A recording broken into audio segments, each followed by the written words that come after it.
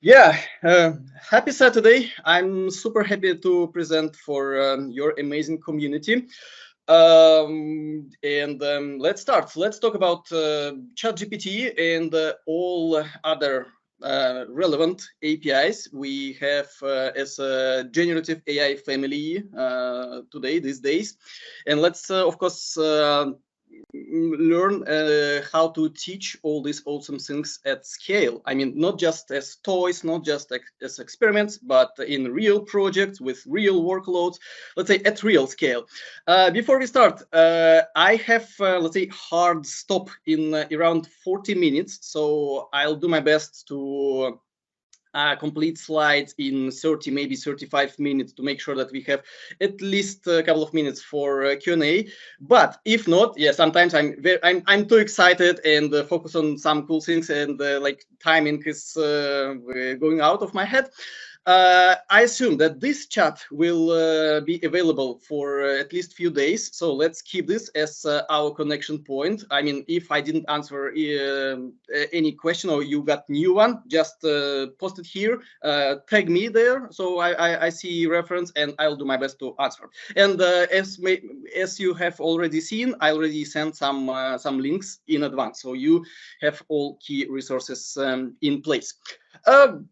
Just a few seconds about myself. My name is Maxim Salnikov, and I work in Microsoft in Norway. I have long and complex internal job title, but it's very simple to explain. I just make sure that developers are happy while using our cloud and AI offerings. So this is, at least for me, this is a really dream job. And I'm building some web projects, web pages, web something from late 90s of the last century. Yeah, I'm that old. And I'm big fan of the developer communities, like the one where I am presenting right now. I run a few meetups and ran a couple of conferences here in Norway where I live. And of course, my favorite sessions are web development, web front-end development to be more precise, cloud, and yeah, since last November, it's OpenAI and generative AI in general. Yeah, so how did we end up in all these new times with amazing possibilities that are available for us in terms of generating text, generating image, summarizing, and many things. We'll scroll through them a bit later.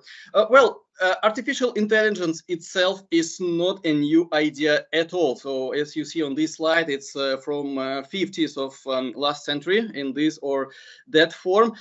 Real breakthrough happened, or one of breakthroughs happened when machine learning was invented as, let's say, engine for artificial intelligence. So it's not only algorithm based now, but it's where actually computers learn themselves how to do these interesting things.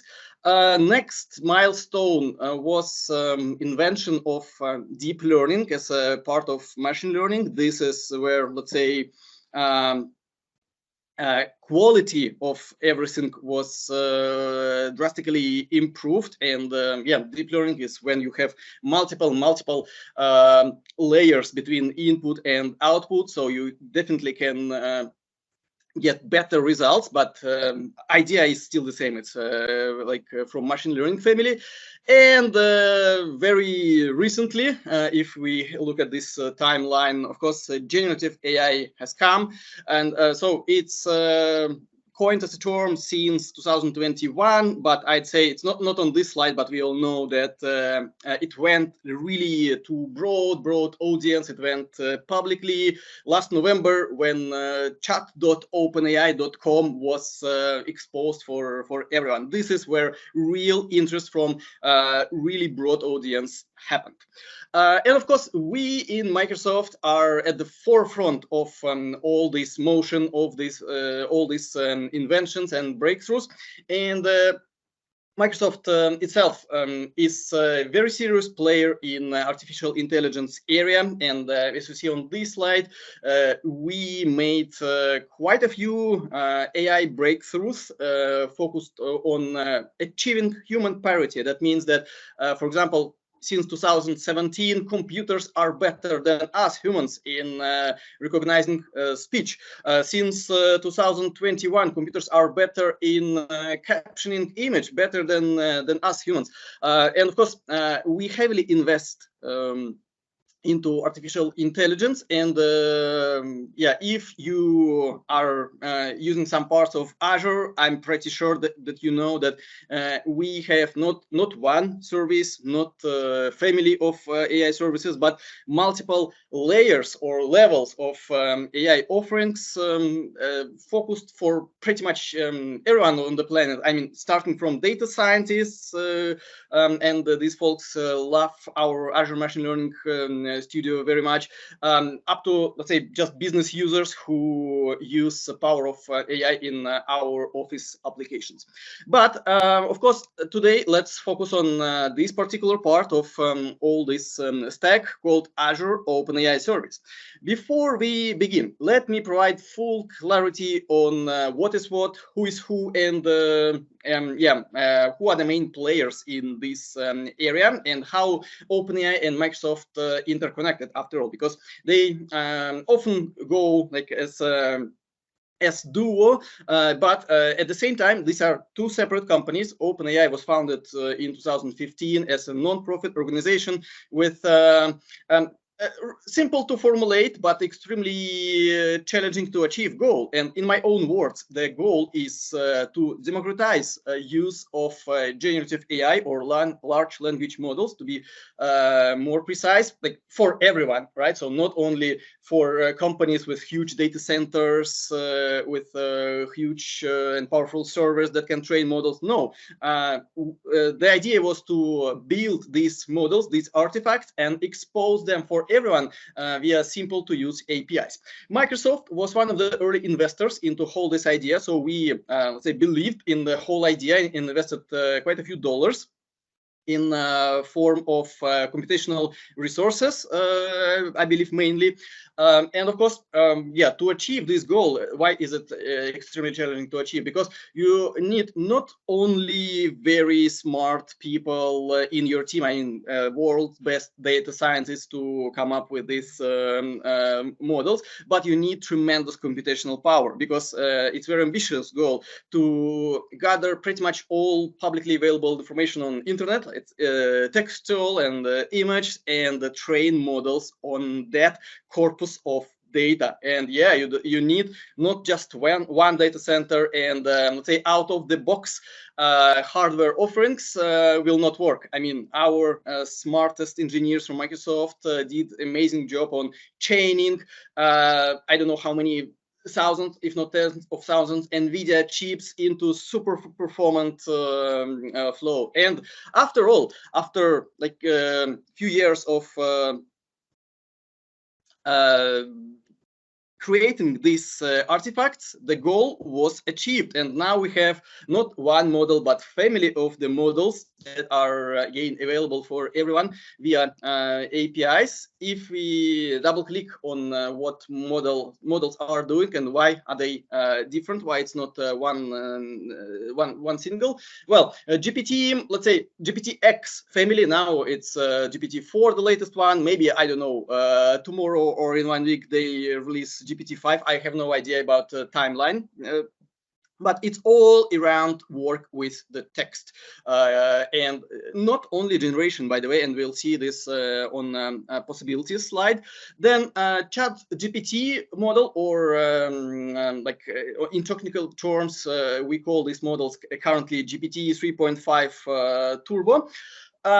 It's specialized GPT-X model specifically created to hold human-like interactions. And with some prompt engineering, you can make this model to follow context from your previous message. And then you can not say start new life of this API endpoint every single time, but you kind of have its memory, but it's not memory of the model. It's how you build interaction using some prompt engineering. But after all, you can send some follow-ups, questions like, could you elaborate, or vice versa, could you be more concise, without repeating the question itself. So it will understand it from your previous conversation. Codex model is specifically fine-tuned for generating programming language code and also explaining what's going on in this code piece.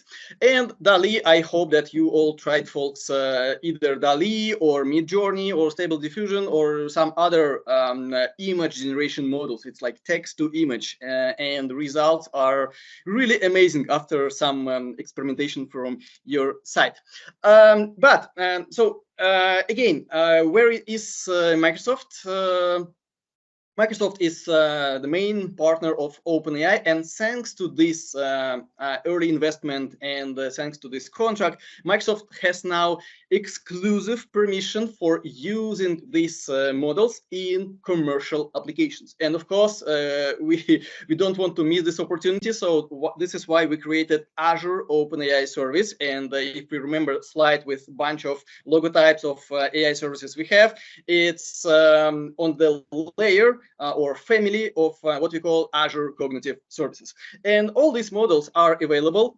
Some of them are in preview though, but so basically in the big picture, you can now use these APIs in two ways. Either go directly to openai.com and create an account there and pay some money and use APIs from OpenAI directly, or via Azure OpenAI service. And what's the best choice for you? Of course, you decide yourself, but I can recommend you. If it's completely fine to use OpenAI directly for experimentation, for building proof of concepts, for building demos. But when we start talking about real applications with real workloads, like thousands, millions of the users, well, you know where to go, right? Azure can handle that scale. And if you already have some workloads in Azure, Azure OpenAI service will be just a very natural addition to your Azure stack. So you feel like at home. As I mentioned, scale is as much as you need. Let's say it can grow with with growth of your user base, and models are available. Maybe not immediately right after OpenAI introduced something, but in short time, everything what OpenAI introduced is available or will be available on Azure too.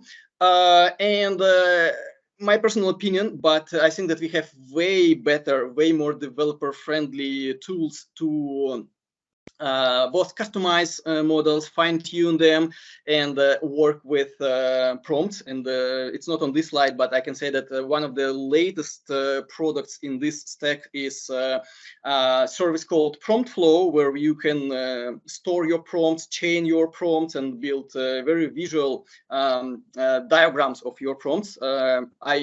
I'm not sure is it a public preview or private preview. Just try to find it. And if you big fan of prompt engineering like myself, you will love this service. Yeah, back to benefits of Azure in general. It's all secure, data is encrypted, we have super flexible role-based access. Yeah, again, it's Azure community, so I assume that you know how that works in Azure. And last but not least, you are, folks, protected by a responsible AI framework while you use these APIs. I'm pretty sure that you all have seen articles, Twitter threads, and everything about people try to kind of hack these APIs by converting them to evil mode or making them answer some I don't know, harmful things. Of course, you know, like in every area related to hackers, hacking. It's always a chase or race, right? Hackers invent something, and the protection is coming for this new and new and new. Yeah, of course, it's here also. I cannot say you are 100% protected, right? Yeah, nobody on the planet can give you 100, but we are very, very close to this. And we have, first of all, set of rules. First of all, we clearly understand what is responsible AI. And of course, it goes way beyond just OpenAI services. It's applicable to all our AI products. Then we have respective teams, tools, services, so you are fully protected as much as like Microsoft can do. And of course, it's important for your let's say personal well-being, right? But of course, if we talk about some public-facing product that you build, this seriosity of this issue is completely on a different level, right? So you want to be protected by some, let's say, professional player in that area. Microsoft is here to cover you. Then let's go to a few words about what's possible, because I'm pretty sure that it's super easy to get lost in the world of opportunities, and most likely you hear about some new applications based on OpenAI APIs every single day. At least this is what's on my Twitter thread, and I'm like, okay, wow, I didn't even think that this is possible, and tomorrow even more exciting stuff. But to help you to navigate in this universe, maybe like, let's say, if you have your current project or some idea about new ones, let me try to help you to understand where you can infuse OpenAI APIs into the flow you have or plan to have. First of all, after all, it's called generative AI, so it's all about content generation. And of course, there are tons of funny things like write a song, write a poem, write whatever. But yeah, if we talk about business opportunities, one of the lowest hanging fruit is to generate some responses to your customers based on either previous conversation or based on your documentation or on product description. So this is something that our customers often do while use OpenAI APIs. Then summarization. OpenAI is perfect in ingesting huge, raw, unstructured, unprepared text. It could be even some kind of dialogue between multiple persons, and you can ask, summarize this for me, and yeah, you'll get summary. And furthermore, you can even ask about shorter summary or longer summary. Yeah, it's very flexible, and again, to the power of prompt engineering, we all use our human language to communicate with the world most advanced artificial intelligence available so far. And this is like this always excites me, right? It's not programming language, it's our own human language, English, or not only English, right? It can understand multiple languages, like on the fly. Don't even to say anything explicitly. But yeah, back to this slide, you see that I decided to highlight one of the points. So for example, you can ask to summarize your social media thread. Just feed your Twitter thread or LinkedIn, and you can get, I don't know, daily summary, weekly summary, just out of the mind ideas for your next startup. Code generation. I believe there are quite a few developers on the call, right? If not everyone. Yeah. Most likely, folks, you already use power of OpenAI, specifically Codex model. If you use GitHub Copilot, then maybe you know that behind this commercial product from GitHub, there is this large language model called Codex that is basically from GPT family, but specifically trained on enormous amount of sources of projects, I mean code sources, and thanks to this, it can be very smart in giving you suggestions about your code. I mean, I use this daily. I have a bunch of side hobby projects, and yeah, it makes me so much more productive when I accept like suggestions from GitHub Copilot, and it makes me not worse but better programmer, because I'm like, okay, that was really interesting solution to go with this algorithm. I mean, of course, I'm not always like blindly accept all suggestions. I try to somehow validate and learn from it.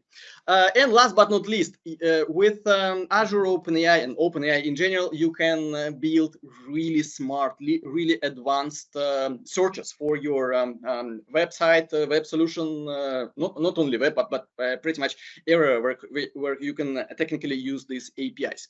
If we look at, let's say, day-to-day life of some regular company, maybe like medium to large size, every company of that scale have, or like almost every, have some departments, right? Finance, IT, HR, and marketing. And yeah, basically you can help your colleagues in all of these and many more departments by, for example, building some internal tools that use OpenAI APIs. Your folks from finance department will be happy to get some natural language responses for financial queries, you know, instead of this formal mix of words and numbers. They will get some human-like response about what's going on there in finance. IT people or like developers or database developers, to be more precise, will be happy to get some support in converting natural language, human language, to, for example, SQL queries, and not only SQL queries. Your HR department will be happy to get some help with screening resumes. Maybe, I mean, of course, it's a bit early to allow AI to go for complete flow on hiring new colleagues for you, but it definitely can automate many steps to reduce, I don't know, some routine works. And marketing, just endless opportunities for your marketeers to generate ads, generate images for ads, generate new product names, everything. Of course, yeah, I've seen dozens, if not hundreds, newly founded startups that use OpenAI to build some marketing automation tools. So if you have some idea about which area startup to found, I think this is the lowest hanging fruit, marketing automation using OpenAI. Just a couple of examples from our customers. It's real world projects, and here, by exposing example about Strabag companies from Austria, I want to emphasize their trust in what exposed by Azure OpenAI model responses. They use this for risk management that actually tries to say, will this construction fail? Not construction itself, I hope, that, but construction project. And of course, there are tons of things that can affect, starting from weather conditions, right? So they somehow feed all these parameters to the model. Yeah, I believe it's not like a complete out of the box one, right? But after all, they listen to, or like they evaluate what this model says, and I believe it's one of the important factors of final decision, either to go for this project or not. And a completely different area, and this is closer to us technical people, to us developers. Trellant company is using AI services to provide intelligent source code documentation. I'm speaking for myself. I'm not big fan of documenting my own code. Yeah, but I'm super happy that we can get support from OpenAI APIs now. And back to example of Copilot. And by this slide, I want to illustrate that we in Microsoft are maybe one of the largest, or yeah, I believe we are largest users of our own Azure OpenAI infrastructure, because GitHub Copilot is just one of the examples, and maybe you've seen that we very soon expose for everyone whole family of copilots, not only for technical audience, but for all users of our Microsoft 365 Power Platform and many more. So it was announced some time ago, but I believe that this will go to production very soon. Okay, I hope that I provided some clarity. I hope that I inspired you with some examples and explained opportunities and possibilities. Now you might have a question: how do I or my company start with Azure OpenAI? And there are some steps for you to follow. First of all, it's a secret step, and hold on, folks. The recipe for this step is on the last slide. Then you request access to Azure OpenAI services just by filling in simple form on azure-microsoft.com. You will find it easily. And by the way, you cannot start using Azure OpenAI APIs immediately. I mean, even after you pay for this. And this is one of our commitments to responsible AI framework. So first of all, we want to make sure that you are a bit thoughtful about not when, but why do you want to use these APIs for? And we want to learn a bit more about your company. And based on this, we onboard you, and these services will be available for you. But it all starts with filling in some simple form and waiting for a short period of time before it's available for you.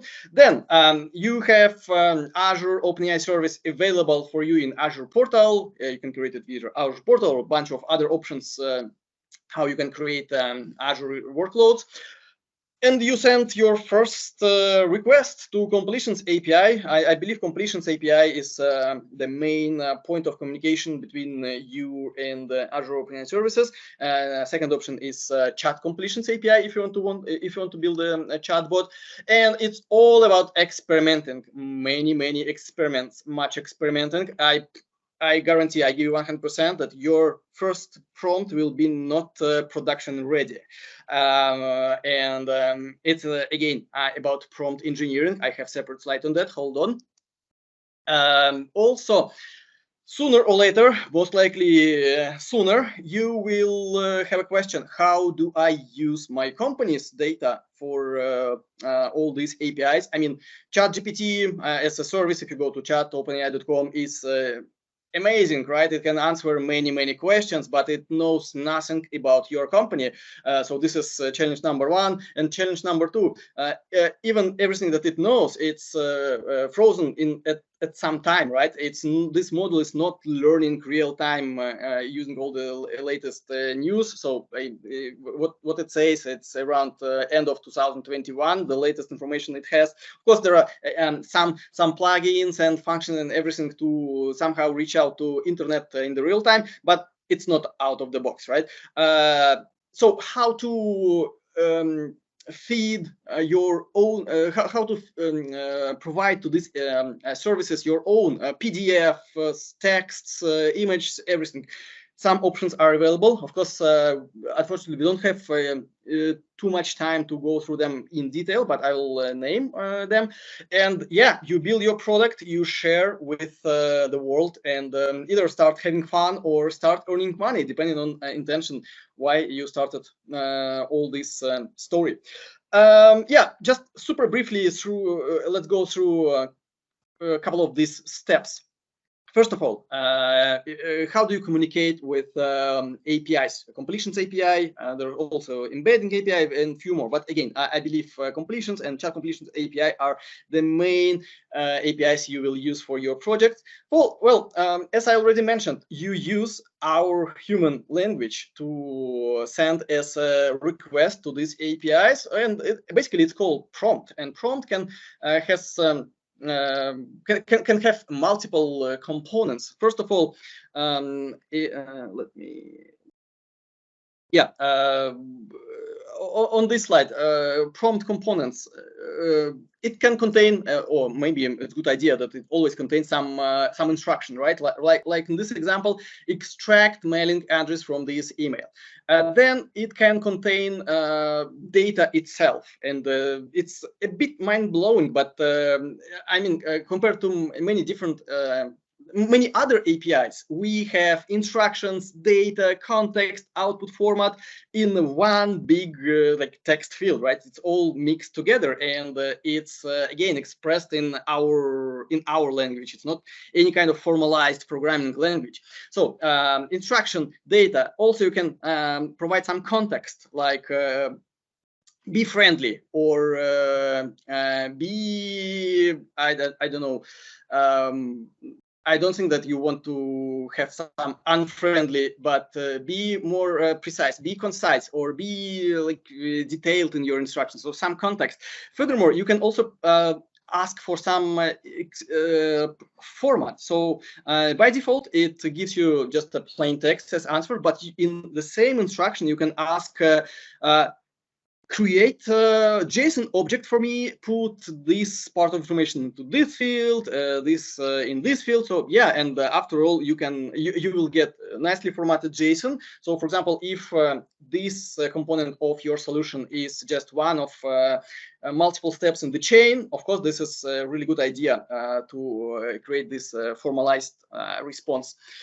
And you will get completion, like on this example, it's extracted address from the data. And how do actually you pay for all these things? You pay for tokens, and token is a bit interesting concept. It's again, it's not new concept and not something specific for Azure OpenAI or OpenAI. No, it's from large language models scope, and this is how majority of language models understand text that they receive. So basically, these are parts of the words, or words themselves, if they are short. And yeah, there are multiple tokenization services are available. So if you need, you can get a really nice understanding how many tokens you send, and how, and basically as one of parameters of these APIs, you specify maximum number of tokens you want to receive from the model. And yeah, in a majority of APIs like this, you pay both for tokens you send and for tokens you receive. And yeah, this is emphasizing need of being good prompt engineers, because the shorter your prompt, the more money you save. Of course, if this shorter prompt still gives you some satisfactory results. And then another question you will have very soon, pretty much straight from the beginning, which model to choose? Either classic GPT-X one with one-off request response, or you can build, you might want to build the chatbot. Maybe it's a bit like more niche scenario, right? I mean, not every service needs chatbots, but I see actually a rise of this industry. Then you might want to use chat completions API. Actually, technically, you can use the same completions API while by using what's called ChatML, chat markup language, and you see exactly this example on the screen. So some extra formatting separators in the same like one text prompt, but maybe like definitely more developer friendly is use chat completions, where you provide same components of your conversation but in the form of array. I mean, you don't need to go for this creating of this formatting image separators yourself. And by setting up some context in chat completions API scope, it's called system message, or we also often call this meta prompt. You specify specify context. And in this example, you want to build marketing assistant. You explain model that, okay, you are marketing assistant, you are creative. I mean, this is where you might want to use full creativity of this model. At the same time, you explicitly ask, do not create content that could be harmful. Maybe it's even unneeded, because thanks to responsible AI framework, you most likely you will not get any harmful responses, even if you requested for this. Enterprise knowledge bot is one of the example I want to focus on. We don't have too much time left to go in details, but I believe this is where Azure OpenAI services really shine. When you feed to this model via prompt engineering or fine-tuning model, for example, your company internal documents, internal resources, and then you can request information from these resources using human language. And we have reference architecture or sample architecture for that kind of scenario. The link is available here, but I want to share this project with you folks, and also the link is available in the chat. Enterprise Prompt Engineering Rocks. Basically, absolutely same idea like my colleagues from Microsoft created and what I demonstrated in the previous slide, but I made it a bit simpler. I mean, it's not that fully featured like the one from Microsoft, but yeah, I hope that I simplified onboarding a bit, so you can just go to this project. First of all, you can play with this, and you can switch developer mode, and you will see tokenization, and tokens will show up while you type. And in the footer of this project, the link to GitHub that also explains how to not only for this project, but also how to set up your own infrastructure to play with your own documents, or I don't know, it could be company documents, it could be your favorite book, and then you can using this chat to, I don't know, ask about characters of this book, their behaviors, everything. So go and explore. Next slide is instructions. What to do if your prompt still fails for some reason, and multiple options are available how to be better prompt engineers. Just one example: if you add very simple phrase, very simple sentence to your prompt that is failing, and it's mainly relevant to some calculations, but not only actually. If you ask model, you see in this dashed frame, let's think step by step and explain calculation in this example, you will have surprisingly better result, or correct versus incorrect result. This and other ways to improve your prompts will be presented at Prompt Engineering Conference I run in October. This is community-driven initiative, completely free, online. I hope that all 47 people on the call will go and grab your tickets. It just will take 30 seconds for you, and let's meet there. Your data is your data. This is a simple answer on question how my data is processed. I'm sorry, I'm rushing a bit because I have to jump off very soon. This is like a slide before the last one. It's extremely busy, but it's here. It's important because it contains all main links for you to start the journey from the very beginning to go into production. And you remember that I sent a link to slide deck. Basically, it's not exactly this slide deck, but a bit more extended, so you'll have even more slides. And this slide is there where all the links are available for you. Finally, you can tell me, Maxim, you promised some secret slide how we can onboard faster. Yes, and the answer is very simple. This is secret ingredient. Find me on LinkedIn, link on the chat window again. And if you want to get onboarded to Azure OpenAI service, you easily can use me as a reference, because there will be field optional, but I hope that it helps to get things simpler. So send me a message on LinkedIn. Maxim, can I use you as a reference? So I just make sure that no people out of the blue. I answer yes, and you are good to go. That's it from my side, folks. I see one question on the chat, so let me use last seconds to read and answer this. And Advisory is asking, is the OpenAI can be extended? In what language extending possible? Where can you find SDK? Answer is, go to my previous slide. You'll find quite extensive, quite well-written and simple to consume documentation. Yes, OpenAI, or specifically Azure OpenAI, can be extended. Again, it's like very general word, but model can be fine-tuned. You can add some magic using prompt engineering. And I hope that functions that are available in OpenAI will also land in Azure OpenAI soon. And yeah, of course, all tools either available or in public previews or will be available very soon.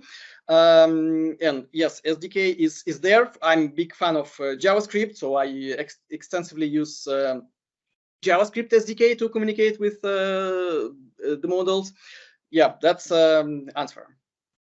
Maybe I can take one more question by voice. Anyone? Just raise your hand or just. Okay, one more question in the chat. Azure monitoring can be leveraged using OpenAI. Very good question. Monitoring, I don't have answer. This is something for me to investigate. Basically, what I personally do, I use Azure monitoring in all surroundings, like orchestrator. So for example, I have a Node.js based API that is calling Azure API endpoints, and this is where I monitor what's going on. Like, is call successful? What is response? What is request? Yeah, and I believe you'll find your consumption and many more useful resources in what we call Azure AI Studio. This will be available immediately for you right after you got access, and this is where you actually deploy your models. This is where you check your consumption status. This is where you have sandbox to play with these APIs even without building your application yet. And many more tools are available in Azure AI Studio. And what I see, we expand the family of these tools quite often. So, and Prompt Flow is one of the tools available there. Is it required to learn math for AI? Very good question. And first of all, there are two things. Machine learning, that is engine for AI. This is where you need not only math, but data science. If you want to build your own models from scratch, if you want to, let's say, create your very own open AI models or family of models, yes, you have to be quite advanced data scientist. On the other hand, AI, at least in Microsoft's understanding, this is something where you can use what these smartest people on the earth, data scientists, created for you, where you can use this via simple gateways like APIs. And in that sense, to use AI and AI services from Microsoft, including Azure OpenAI, you don't need data science background, data engineering background, math background. No, if you understand how to send request to API and parse response, you are good to go. Of course, if you better understand how that works under the hood, maybe your prompts will be more efficient from less tries. Maybe your data flows will be more perfect. Of course. But still, it's optional, right? AI is for everyone. It's a very democratized ways to use extreme power of artificial intelligence. On that, thank you very much. Have a great weekend, and let's stay connected.